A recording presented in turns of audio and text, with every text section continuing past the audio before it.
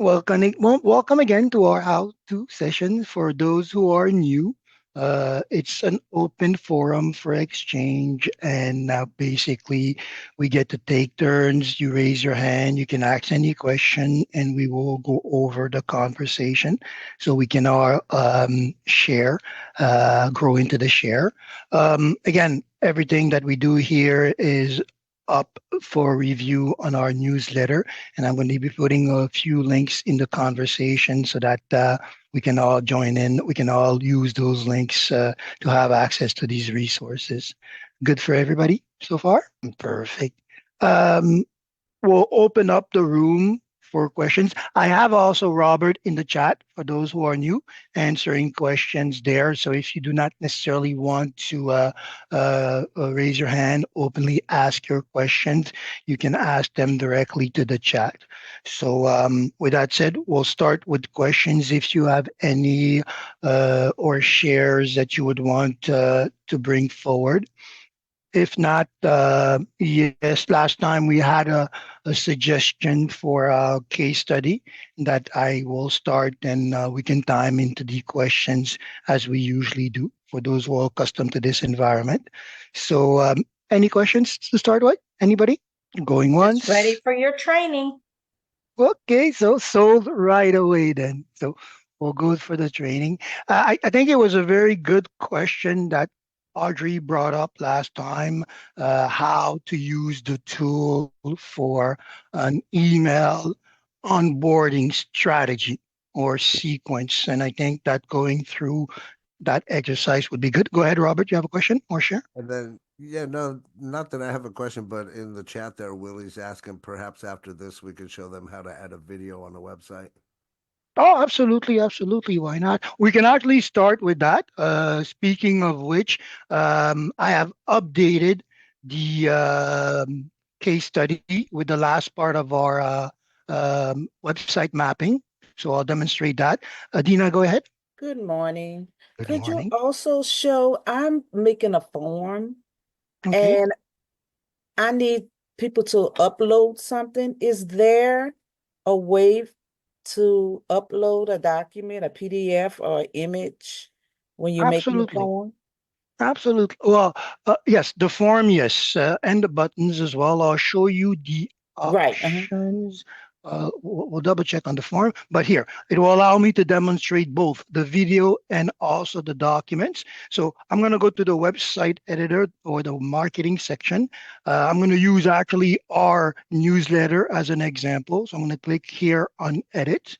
For the first part, the form and uploading. We're going to check that out right away. So you see here, we have a form. It's in place. If I click on it, automatically, it's going to give me the options that we have here. And what we're looking for is the button action option, right?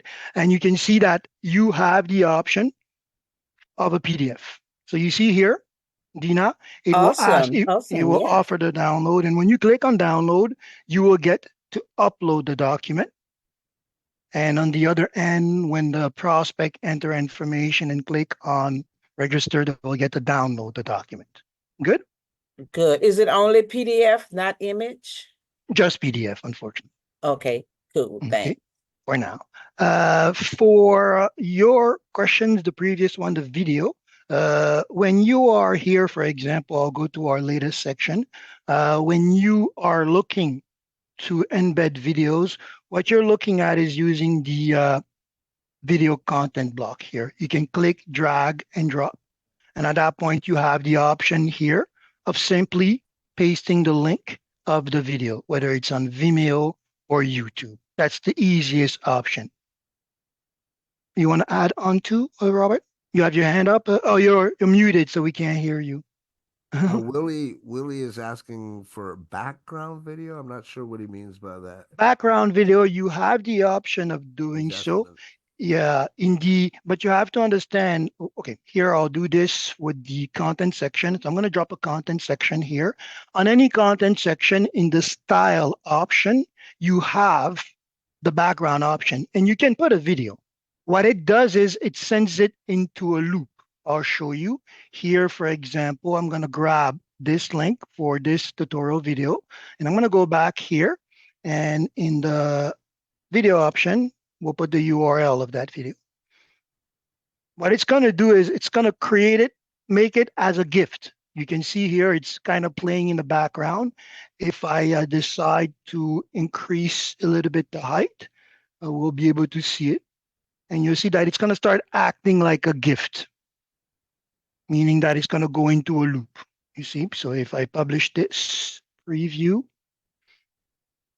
so it works the same way in both. You're going to need the video link, whether you add it onto the background as a background gift animation. So it was in the case study here.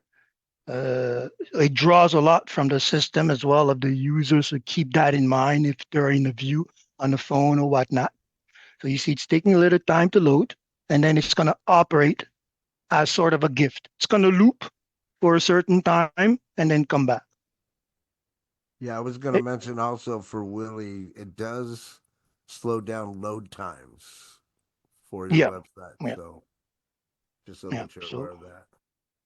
So be careful about that. Any type of code that you add or action on the background will imply a certain loading time or cookies to be accepted. So keep that in mind as well. Good for that part? I believe so. Yep. We'll see. Any other questions in that regards? No? Okay. So we will go then for the next part. Remember, as I'm progressing to this training, you can always step in with the different questions and such on and off topic. We'll try to merge that into the conversation.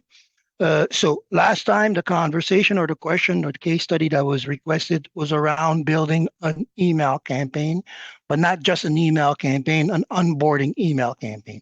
So it implies that we already have set up a strategy for that email campaign. And usually that's the practice or the strategy with which we want to approach an email campaign. We already want to have a specific goal for that email campaign because everything therein will drive the client or the prospect across that journey, across these steps. Now, as I recommend, always start by drafting your process or putting forward your idea of a platform on a document. Why? Because if you are onboarding, then you're training. If you're training, then you're trying to create a training process, and mapping out the same process that you follow would allow you to share that later on with your intended audience, clients, students, or whatnot. An onboarding process is good for everybody. Sorry, I'm just going to grab a glass of water. An onboarding process is good for everybody, whether you're talking onboarding affiliates or client in your consumer environment, right? So very simply, I'm outlining my thoughts. And this is what I also am going to be sharing with the AI. I have prepared the final document version of this of this workflow, and it's going to be available in the team section, right? So very simply, I'm speaking to my AI. We're going to be preparing an email campaign for the following. I've outlined business profile because again, it always starts with your business profile and simple base instructions, right? I'll be able to share that. I'm just going to copy all this and provide it with the AI. So the idea here is just outline your thought process, whether it's for a product onboarding or a coaching onboarding process. It starts with that structure, aligning your thoughts so that you can start using the AI. Remember, in this space, I am also a newbie in terms of coaching or leading a team. So everything that I'm doing, I'm using the AI to cross-check basically what I'm doing. So you can see the bulk of my text is here. I'm going to give it to the AI. It's going to analyze it, and we're going to start working. At this point, if it doesn't give me my email sequence directly, I'm going to keep probing in that direction. I want a sequence for an onboarding process for this business profile.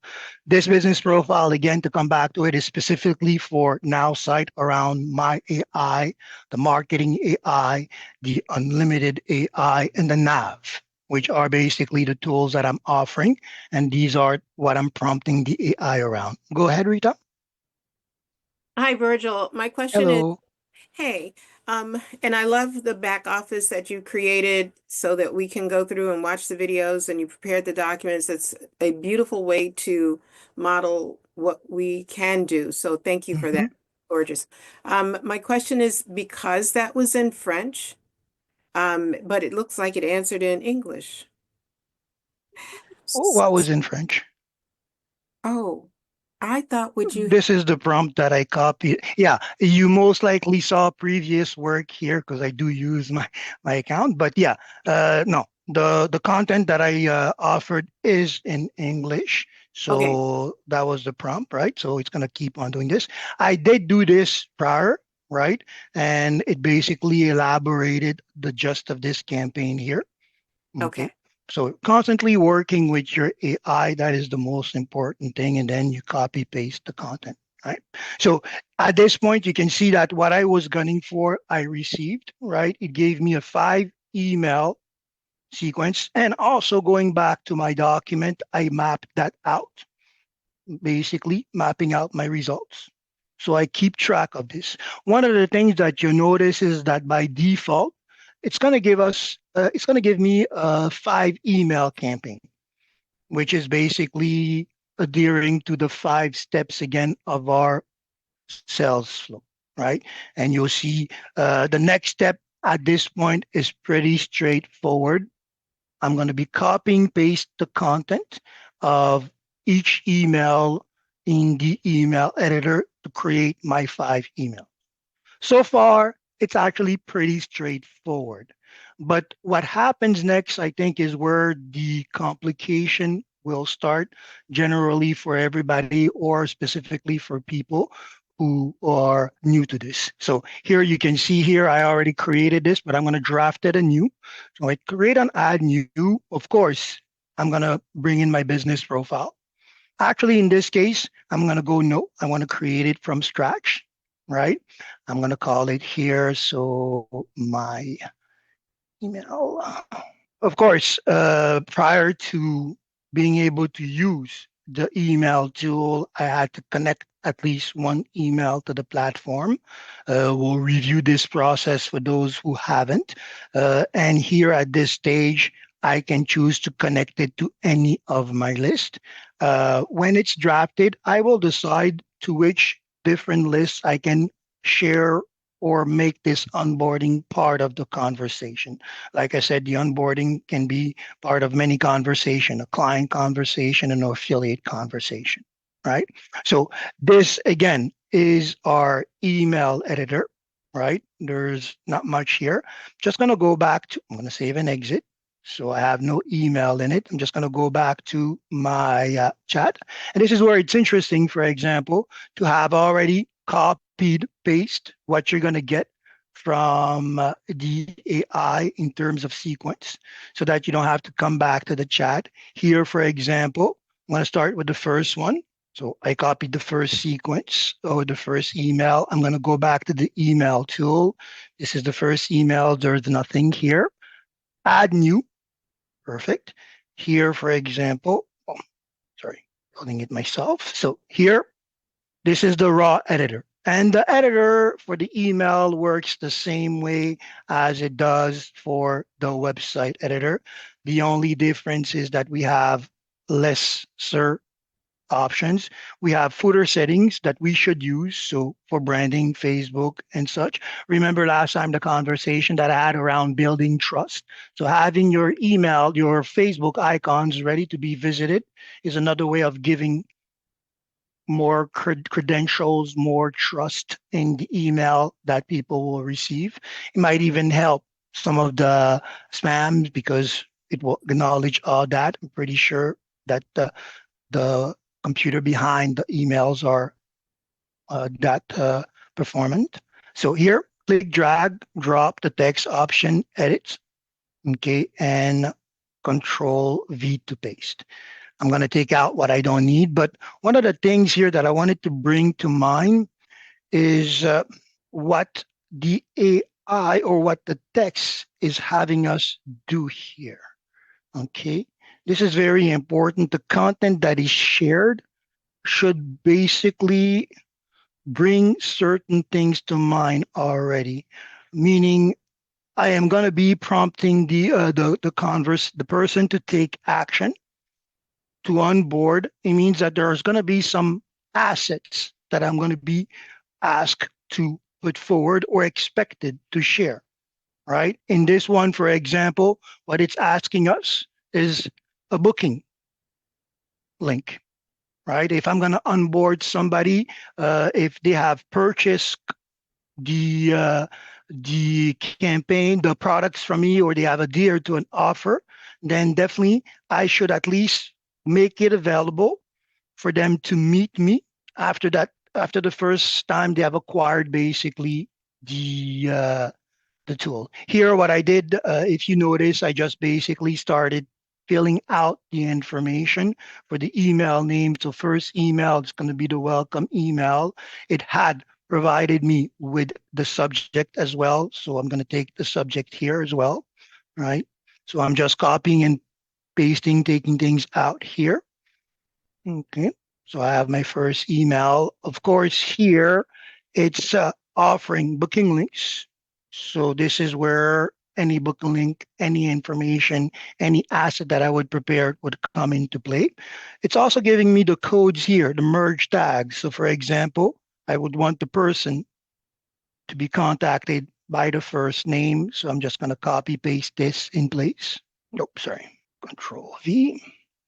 Okay, same thing here, right?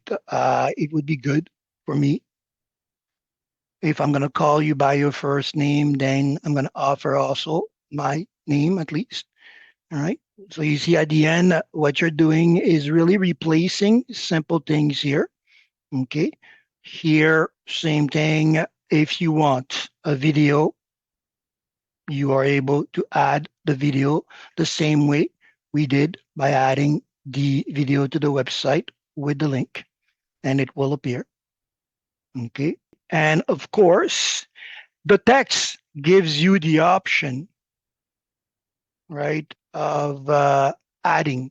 The text gives you option of adding hyperlinks. As you can see here, I can click the hyperlink and with my Calendly link, in this case, what I'll do is I'll refer them to, I have a contact section. No, I didn't have a contact section here. Okay. I'll bring them to my about here for the home tab. And that is definitely something that should bring to mind a series of questions of what we're going to need to prepare next. Why? Because we're going to need to start thinking about assets all the way through the process of this exercise. We're going to need to be referring them to take specific action. Here, for example, I added a button and boom. Now I have a base email. And of course, I know that I'm going to be repeating the sequence here. So already what I can do is duplicate my series of emails. So I have my 5 emails. And of course, what I'll be doing is renaming and copying, pasting. So I have a structure in place, and I know the strategy that I'm following since the conversation will be what basically I have been asked to do here, right? This gave me a different arrangement, so I'm just going back to the previous one, okay? But it's the same process, right? And you notice one thing, the first email here, I'm just gonna increase this so that you get to see and read a little bit. You can see that the first email, we were offering one booking link, right? And the second email, we are offering more than one link, right? And it's gonna go into that process each time. So naturally, the next question here, for me to prepare myself properly for an email process or an email onboarding, the next question would be, well, I need to align my campaign objective with a call to action in my email. And what I need is basically what are the best training assets to prepare, a link, a recommendation. What exactly am I going to be including as part of that email strategy as it unfolds to guide the person to the different resources that I have, to the different training process that I created, to what is available. Okay. And I think this is where really the rubber will meet the road for most of us, because now we're going to start looking at the list of the assets that we have to prepare. So that email, one after the other, will drive them across a learning path, a prospect journey, a learning curve. Does that make sense for everybody so far? And you can see here, for example, it gave me a list. First, general conversation content. So interactive guide and tutorial, right? Webinar sessions, case studies and success stories, right? Remember also is that this might feel overwhelming for those who are beginning, but you don't have necessarily to create all of those at the beginning. This is why community resources or team environment resources, or going through the process of discovering what your opportunity offers as training content and resources are important. Because at first, when you're drafting these email content, for example, interactive guide and tutorials, well, you know that NowSite has a calendar with quick start tutorials that they can take care, that they can use. I could use this as an asset, right? I know that the process by which we can get bookings once we have NowSite as a tool, I can use that as part of this process, right? Webinar sessions, we have our Now 2 sessions. I can use that. The case study that we create here, I can make them part of my learning curve. So at the beginning, we don't necessarily need to create all these asset, assets. As long as we ourselves have taken the time to take note of what we have used to gain an understanding of the tool, or to map out our own learning process or on learning curve, we can come back and share these in sequence as well. Okay, this is important. To that effect, when I was drafting the tool or drafting this presentation, this is something that again came to mind, and I was like, okay, well, it makes sense that everybody would want to go back into their library now, as we have been doing, and looking at our marketing assets, looking at these funnels, looking at these landing page that we have created, what they say, what they're meant to share at that point, and where do they fall into these links, right? And you'll notice also that we have basically a set of marketing asset that it will ask you to create. Interactive tutorial. I'm going to have a landing page with all the tutorials that we have there and a way to connect me. Video demonstration, weekly webinar. It can be one website. For example, our newsletter is a good example of that. One newsletter that gives you basically different tabs adhering to all these different links that we need, right? So you should have a marketing asset, at least one marketing asset that has all of these different learning assets that you would see fit to explain or share with your audience, and make that part of your email sequence strategy. This also is important for ourselves if we are looking at being coaches, or even just learning through different process. It's important to start understanding also the difference between a learning cycle and a learning curve just for ourselves, right? So for example, I'm just going to reduce this just to show you.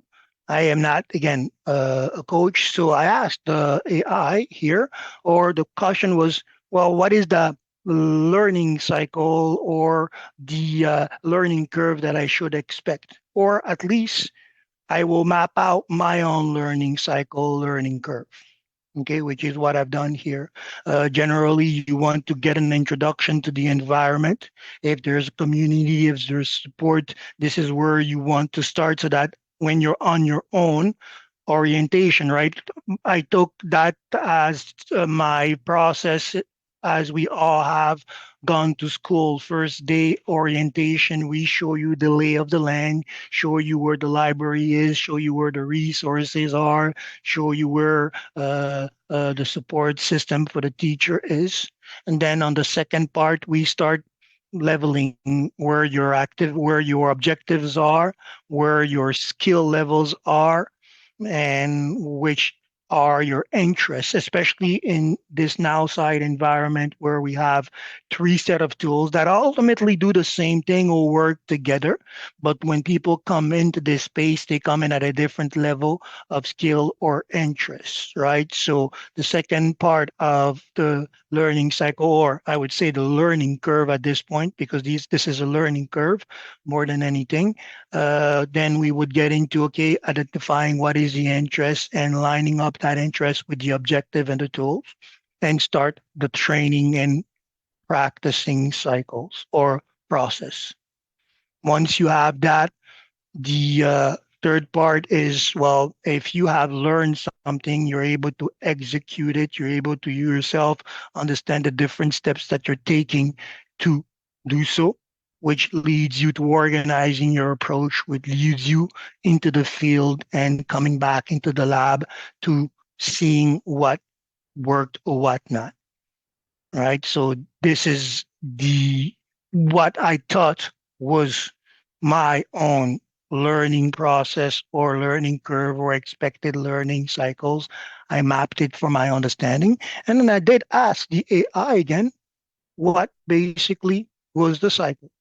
Okay, that I invite you guys to really do that. Why? Because it allows yourself to, if you are just in the process learning, it allows yourself to better assess how you learn, how you progress. If you're creating something for others, then you add at least that roadmap that can become your prospect journey, which is often enough a question that we have here. Okay, what is the prospect journey here? Well, this is what the AI gave me. Awareness is the first part. Understanding the knowledge and acquisition is the second part. Third part is getting into the practice. And fourth, the mastering, right? It gave me something different than what I expected, but still in line, right? We have that welcome. We need to be introduced. We have the process where we make the knowledge us ours, or we match our intention with the knowledge that we're seeking. We try it, and then we come back and revise it. Okay, so this is important. I think thinking about it now, when I reach the end of the exercise, I figured that this was actually the first part, should have been the first part of the exercise, understanding, okay, what is the learning cycle that I'm going to be taking these people, the learning cycle that I'm going to be taking these people through, because it's going to be a revolving door for people that come in and come out or stay in the cycle. And then I have to understand also the expected learning curve for people that come in here, depending on their levels, right? This is a conversation that I think is meant for beginners or generally for everybody, since it implies a conversation process where we will be able to better orient people depending on where they want to go. Make sense so far? The rest after that, truly in the mechanics of it, is just coming back and filling in the blanks. So in this case, for example, I did the first one. I would go for my second email. I would copy the content, paste it there, but then comes in the assets. Which asset am I referring to at this first last part? When I did this prior to this demonstration, I'll go back to the email. I made this email draft a part of the asset that are offered in the team section. You can see what I did here is that I did a 5-day training with the end a meeting. So it's an onboarding. We're going to welcome you to the tool. We're going to have you discover the first part, which is the My AI. I put in a video for the My AI quick text. Since I'm going to be sharing the template, I didn't put in some links here. Only the Learn More has the invitation to discover the My AI tool. At least by default, each one of these email will have a call to action to go discover the specific tool, marketing, unlimited, and then nav. But the body of the work here will be hinting to that conversation, that specific training asset for the My AI, for the marketing, for the unlimited, for the nav. And the last is basically making sure that we do meet so that I can see at which level of your learning cycle you are, how much of the learning curves you have gone through, and whether or not we need to meet more often than less often. I've set up basically the specific journey at that point for each one that comes in for their evaluation. Make sense? Perfect. So, in essence, we are doing this with three prompts, right? The first one helps set the email sequence based on our business conversation, based on our business intent as well for the campaign. Okay. The second one, if we are not prepared, technically coming into the first one, we should already have those how. Because in the end, they fall into that part of our conversation. I'm going to be offering an onboarding system for those who are starting up, and this is how they get through it. All these links, sequence, and such of the process, the how. So technically, I should be coming in already with that in mind. But if not, well, this is how we start at beginners. We want to start with our business conversation here. Basically, I grabbed this, and from this, I laid forward the prompt. I want to create an email sequence to onboard a new prospect into this environment for the following tools: the My AI, the marketing AI, the unlimited AI, and our nav system, along with making them discover our community and support. And from that point on, I have my email sequence.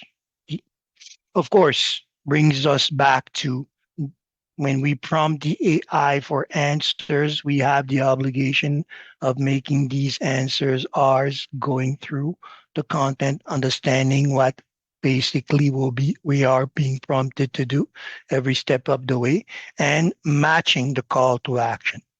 Because email is a strategy, right? We follow through either for retention or for conversion. And one thing is, the stronger your retention process is, the stronger your acquisition process will become as well. Remember, acquisition is the first part where we acquire the email. Technically, we have passed the acquisition for this email to be sent out, this email campaign. So we're either looking at a conversion, meaning I want you to start with one of the plans and gradually upgrade to the other plans. So these are our conversion emails, but at the same time, these emails are also serving a retention process by showing you how to use the tool, getting you into the exercise of using the tool, but also exposing you to the community, right? And remember, if at the beginning of our offer we say, take the time to start or join our community for more resources and support as you prepare yourself for the journey, well, we've made our initial moral exchange stronger by letting them know that there's a support system that follows the opt-in, the acquisition, the conversion, the retention, the after-sale service is already there, and it's used in the forefront to give more value to our offer. Remember last time we spoke about repositioning value in our offers or positioning value in our offers? Well, this is it.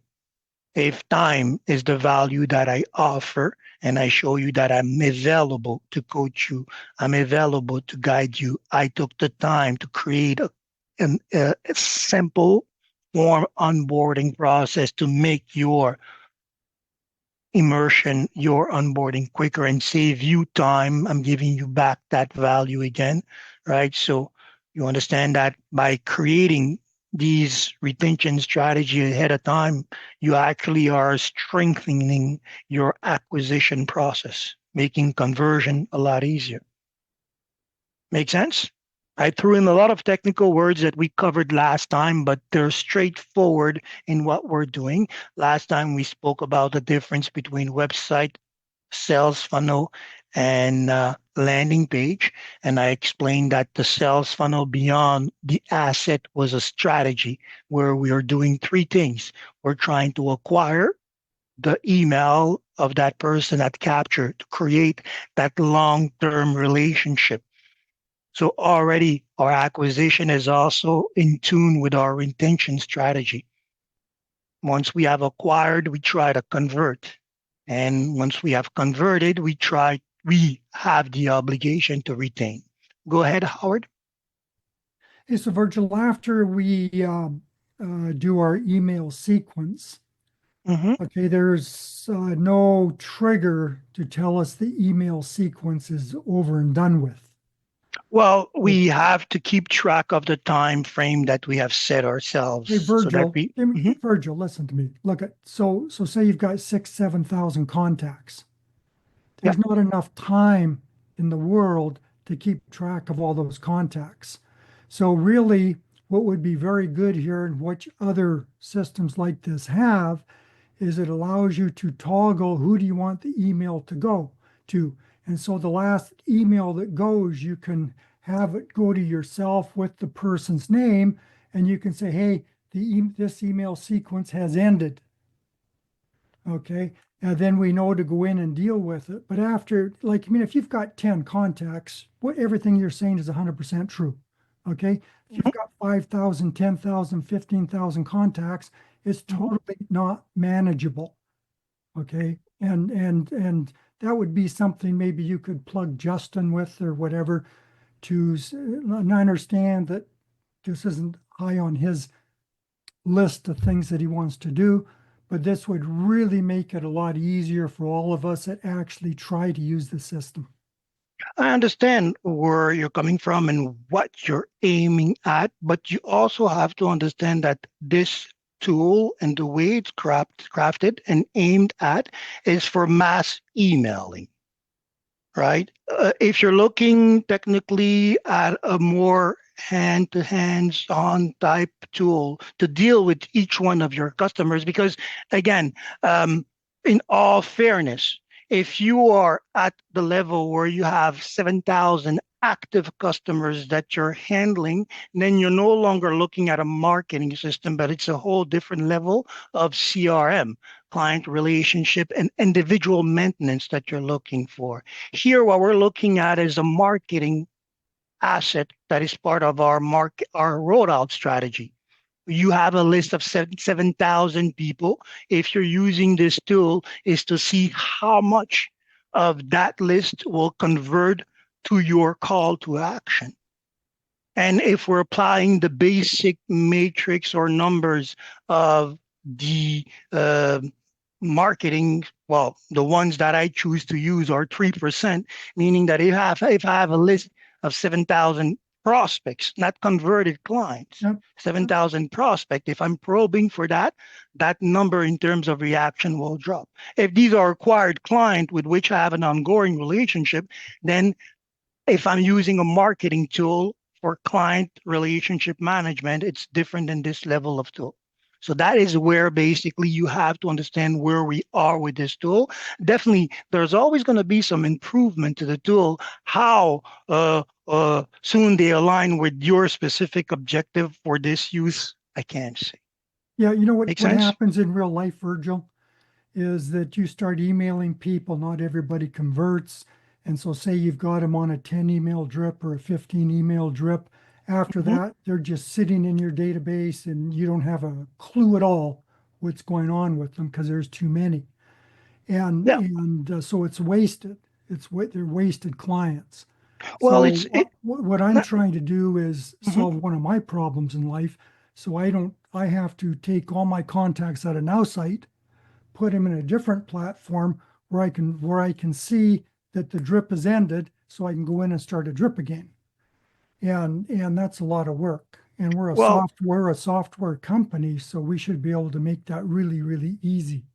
Well, again, it really depends on how you're planning on using the tool, right? The strategy around the use of your tool is, okay, I want to be able to do this way, but the process that we offer is different. For example, when you're running a campaign, the idea is that you're also looking at measuring the conversion of this campaign. If I'm running a campaign to 7,000 clients and I'm not getting the conversion rate that I want, yes, there are a lot of possibilities that this is going to spam, that the people are not opening it. So I'm going to keep on running that campaign until I get a reaction, whether people unsubscribe, meaning they opt out or they opt in, right? But what you're trying to do is ultimately go beyond this process, fine tuning this campaign. So you're not going to be running this campaign all over each time. You're going to do it for a quarter, come back, assess the result, adjust, and then run a new campaign updated with those results to maximize the conversion.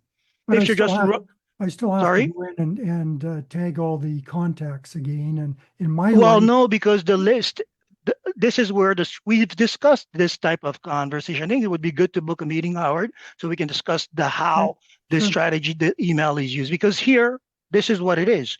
Again, coming back to what I was putting forward in the process of acquiring, converting, and retaining. Technically, in your CRM, for each one of your activity, you should have three lists. The first list, it's a general list.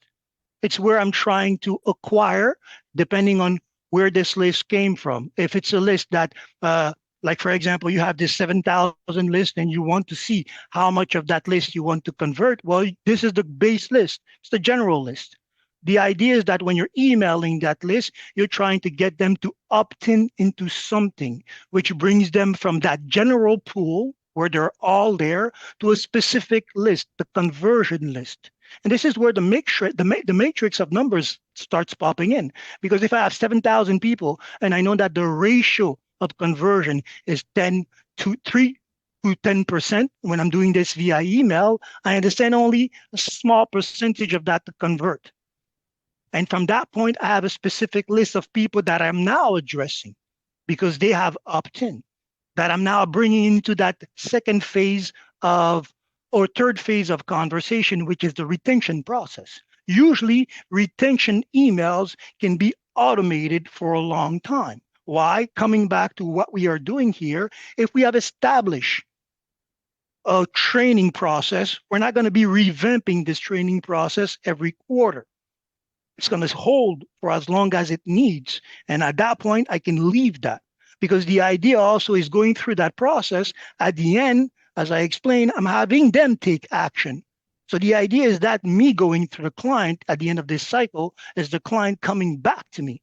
And the matrix here of a review is that if I'm running this campaign over and over and nobody's booking this meeting, it's two-case scenario. Either these people are excelling at this onboarding process and I can see the results, nothing but tens and A's in my team.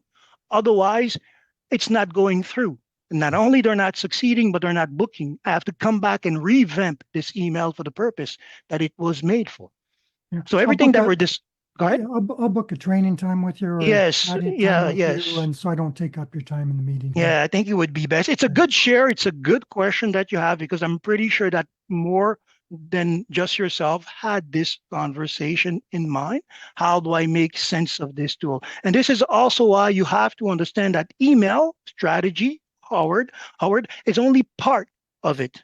Because the idea here, and this is why we've made so much improvement, and this is why Justin is more concerned with this part of the new tool, because the real conversation, the real interaction, the real engagement starts on social media and how well you can conversate with these people. The rest of the email is usually information. And it also has a set of hoops that you have to go through to make sure that it ends up where it needs to in the inbox and does engage the person. Sure. By contacting somebody on social media and saying, hey, I see that we have the same interest. Here's a link. And also, I sent you an email. Check it out. I've given you three options. Not only can you see my social media profile, trust, not only can you see this link, but now you will have a command. I've sent you an email.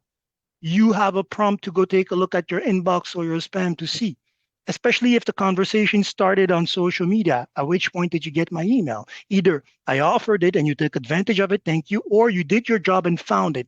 In all case scenario, we need to talk, especially if the interests are lined up. Okay. So very important. We'll talk about your strategy in terms of where the focus is or should be. And in terms of emails, we also have discussed how we can use our analytic to go over this. I think it's being revamped, so we'll come back to that.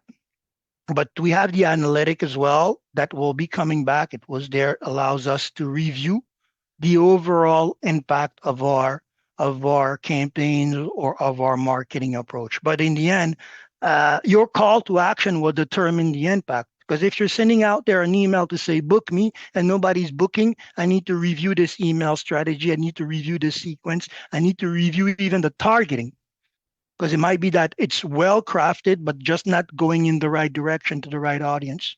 Yeah, Make well, sense? sometimes in my life, what happens is that it takes the person 4 or 5 or 6 or 8 emails before they respond. They don't respond in my first 3. And so I really need an easy system to continue to drip on these guys. And I guess I'm just not getting it, but I'll call you, set an appointment. Definitely, definitely. And we'll take a look at all the engagement after the first email. For example, if you're noticing, have you opted into our nav system? Yeah, I have, like me, but Nav is pretty new here, and so I'm still tied into a lot of email stuff. It's But great. It's yep, great. I recommend take a look at our previous conversation, because this is where your solution is. How to improve the turnover or the relationship that you're creating. If you're going to bring a prospect in and make them part of a sales email campaign, since you have their information, you should be also reaching out on social media, and that allows you to create that contact. Because where you took 3 emails to get in touch with me, maybe the first one went to spam, maybe the second one I saw it didn't react, the third one brushed it up, the fourth one started getting annoying and say, well, let me see who this is, because it is in my inbox, right? And you could cut that time by a direct message. Hey, I sent you an email, this is my name, this is why I'm doing so, take a look, and the time, if you're free, to connect, forcing that conversation. Go ahead, Robert. Well, something to add that might help Howard and everybody else that's watching and listening. Mhm. And I'm probably going to mess up on some of the percentages, but I know I'm pretty accurate on this. It is going to take more than 3 attempts when you go and reach out to people. I believe it's 1% of the people will sign up on the very first meeting, which is very rare. You have to have your campaign set, you have to know what you're doing. I believe it goes to 3 to 5% on the second, 7% on the third, 10% on the fourth or fifth. But then when it comes to that eighth to 12th contact, it increases all the way up to 80%. So that being said, you need to consider if you're running an email campaign, I would have it anywhere from 8 to 12 emails long within those email campaigns, just like what Virgil's talking about. Give them different ways that they can communicate with you or reach out to connect. Also have your booking links in there, but you're approaching it from different angles so that they eventually get off of that list. So I'm not really so much concerned with how many people have gone through it, because I can go look at the campaign and say, okay, well, I sent 1,000 people through this. Maybe 5 or 10 signed up, the rest didn't. I've still got that list, like Virgil's saying. Okay, well, let's go back, let's reinvestigate, see what happened, look at the numbers, look at the data, make adjustments, and then boom, shoot out another email campaign to that exact same list again. Mhm. Right? So just some food for thought. But yeah, you're gonna have to send multiple emails, Yeah. and you're better off, as Virgil was saying, to have a conversation with them, because the moment that you have a conversation with them versus having emails, your percentages are gonna go up a lot higher when it comes to actually getting that person on board and building that relationship and everything else. It's difficult to build a relationship through an email. And if you are shooting emails out, highly, highly recommend that you use video within those emails so that people do get the chance to know who you are. The presentation. So Even, for I trust example, that helps. even for example, when we are following the sales flow, if this was strictly an email conversation, you would notice that we are really looking to actually make a connection, so get a response around the booking option. Because the first email would be a hello, the second email, okay, I'm still looking to build rapport. This is who I am. This is what I'm trying to present. This is how you can connect. This is how you can follow up. But you can see that in the sequence of the sales flow, we're really expecting a strong engagement at the booking rate. So if you're doing this via email, you're going to expect a reaction most likely, like you said, around the third or fourth. But if you're engaging with them here, you can speed up this process, right? And you want to include social media as being part of your marketing dynamics. Simple fact. Email as it is and has come to be known was effective in the past, highly effective in the past. Why? Because it was the only means of communication that we had beyond paper trail. How do I get my email? It's faster. I'm going to get this email. It's faster than mail delivery. But over the years, we are giving our email freely because we're able to get on social media, get on all these platforms, get all these free services. Our offer, our moral offer in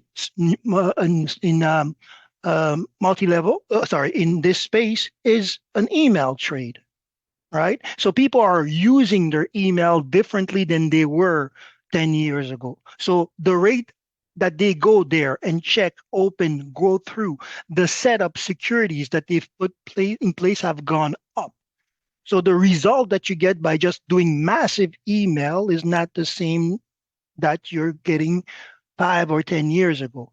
This is why social media is coming through. For example, I've turned off the email notification on my phone, but the social media notifications are on, meaning that if you send me a social media, I get that ping.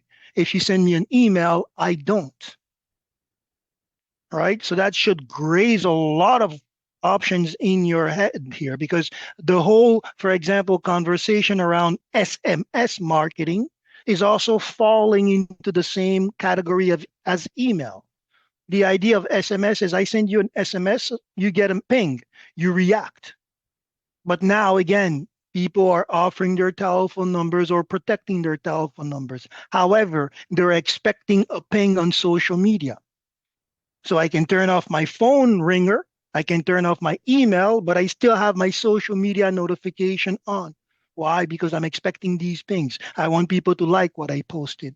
I expect somebody to send me a message. So I'm more reactive to that. Include that in your strategy.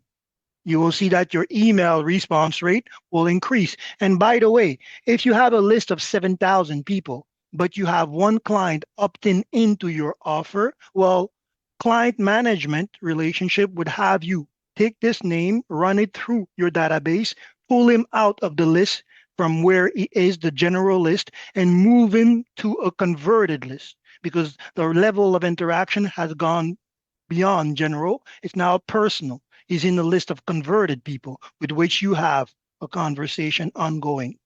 Go ahead, Ariel. Ariel. ¿Cómo se va? How are you? Très bien, et toi? Ariel here. Fantastic, fantastic. How's Montreal treating you? Listen, I'm so happy to see you. I don't watch news anymore. Not anymore for me. That made me so happy. Anyway, what I'm trying to, oh, my dog is happy too, you see. What I'm trying to ask you is that how do you block your emails that you don't get so much email?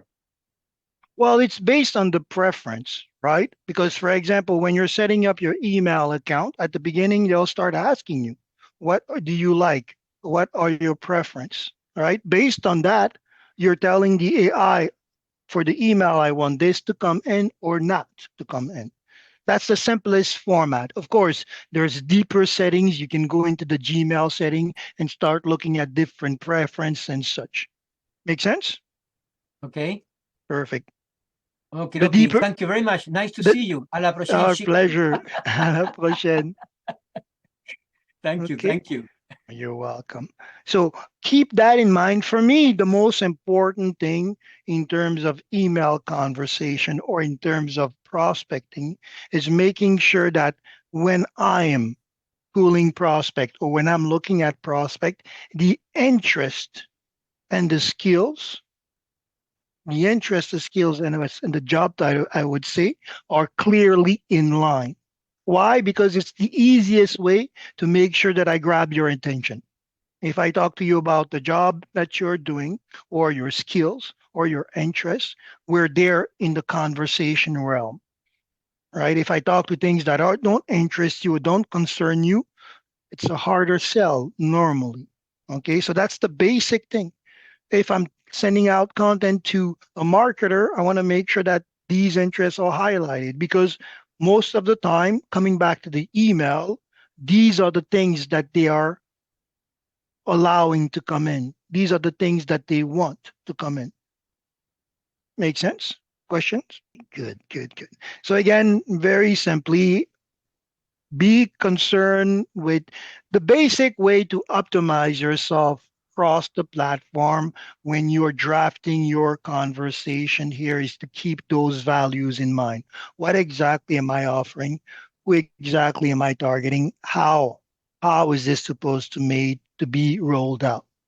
Because in that, as you can are you coming to understand, there's deeper values, right? In my onboarding process, what are the different things that I need to offer? How does do my client go from the A to B? Because this is part of that conversation. Who is this client and what type of A to B are they looking at? Okay. You'll notice that I made a little bit of conversation piece around the learning curve and the learning cycle. And I think it's important for us to all to understand. If we're going to coach somebody, we need to understand what is their learning curve. So what does it mean, the learning curve? But then beyond the learning curve, there's a learning cycle, right? Because the learning cycle are things that I'm going to repeat to move me or move myself across a learning path and that could imply a greater learning process. For example, how do I learn to use the NowSite tool? First, I need to make sure that I sign in properly. I need to set myself up. I need to use it recurrently because out of that will come questions that will move me to the next part of the learning curve, marketing. All right.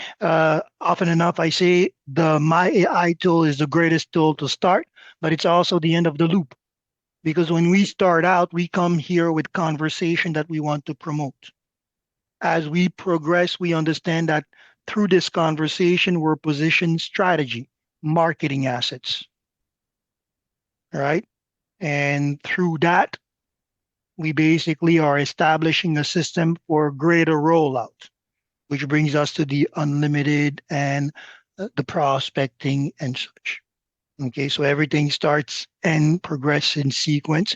Let's understand what is happening here at the conversation point, because we will keep coming back to that, to what it is we're offering, who it is we're offering it to, and how it's being rolled out. Look, simply put, the nav is bringing us back to that.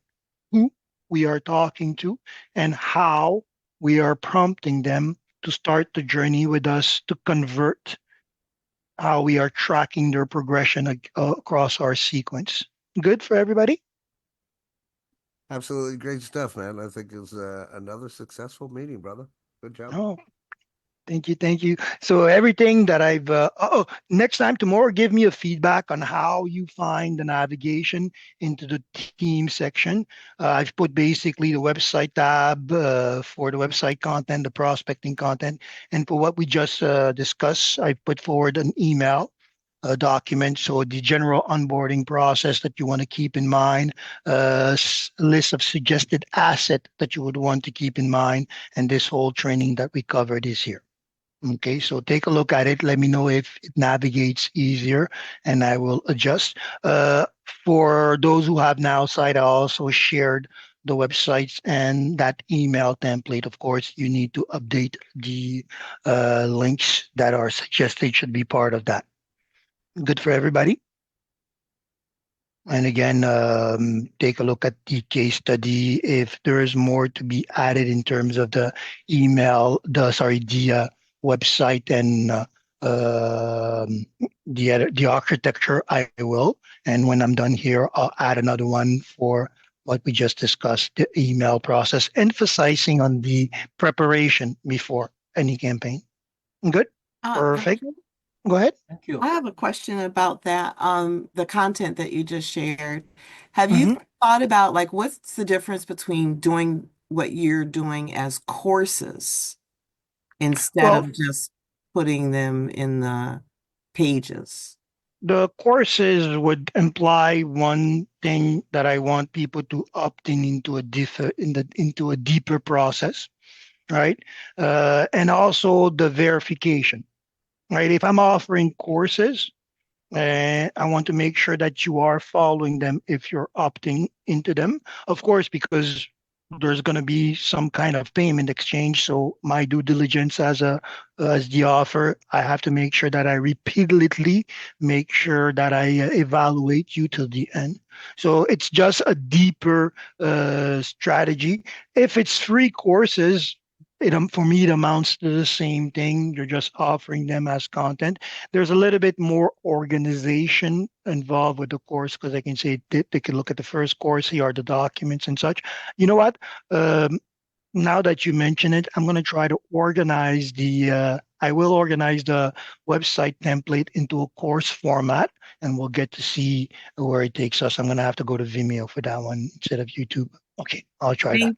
Well, no, it's you can use both. You could use Vimeo or YouTube for the course. Yeah, YouTube, it does more for the free option, right? But I think with Vimeo, you get a little bit more control over the access. I'm going to try to see, since I'm familiar with the YouTube, I'll try to see what that environment brings me. I'll see.